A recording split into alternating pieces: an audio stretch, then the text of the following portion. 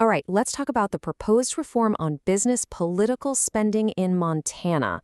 We're going to break down what it is, what it isn't, and what it really means for you.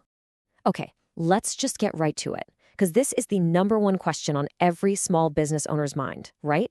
There's a lot of chatter out there, so let's cut through the noise and look at the facts. And the simple answer? A big, clear no. And over the next few minutes, I'm going to walk you through exactly why your day-to-day business operations are not what this is all about. So if it's not going to hurt your business, what is changing? It's really important to get this. This isn't some huge new regulation being slapped on businesses. It's actually a very narrow rule for one very specific activity.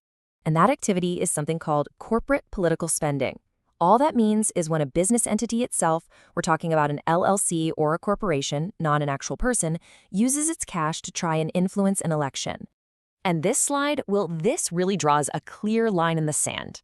On the left, you've got what's included, direct election stuff. But check out the right side. All the normal stuff you do to advocate for your business. Your regular ads, lobbying for policies that matter to you, joining a trade group, all of that is completely untouched.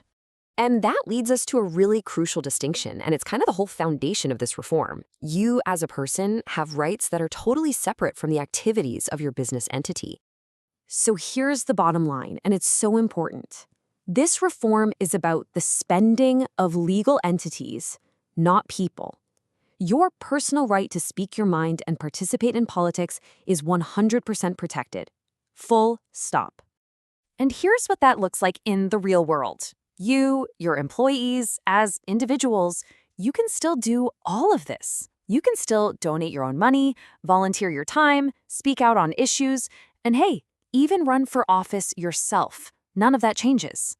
So who does this rule actually apply to?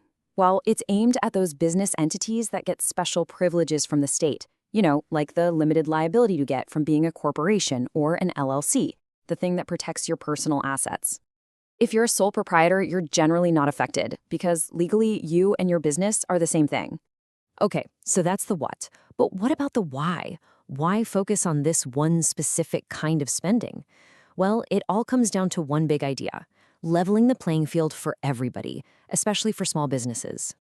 And this quote right here, it just nails the problem. When elections can be swayed by whoever has the deepest pockets, local businesses are put at a huge disadvantage. I mean, how can you compete with the massive treasuries of some of these giant, often out-of-state corporations? And this chart, wow, it says it all, doesn't it?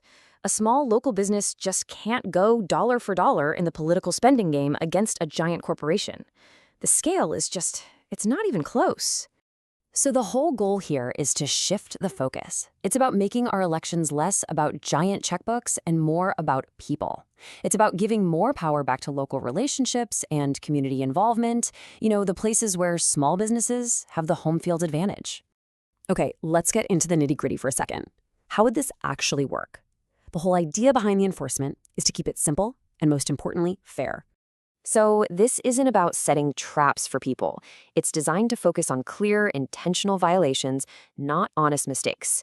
The enforcement is civil, so we're not talking about criminal charges. And the remedies are about fixing the problem, not punishing people. Oh, and the best part?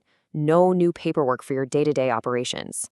And I really want to be clear on this. This is not about picking sides. It's not about favoring one party or one kind of business. It's a totally neutral rule that applies the same way to every single entity, no matter how big they are, where they're from, or what their political views are. So if you remember anything from this, remember these 4 things. Your daily business is not affected. Your personal political rights are absolutely protected. The rule is super narrow, and the whole point is to make sure your voice as a local business owner isn't drowned out. And that leaves us with a final thought to chew on. If you limit the influence of all this big money, what becomes more powerful? It kind of makes you think about what politics could look like when community connections and the voices of actual people start to matter more.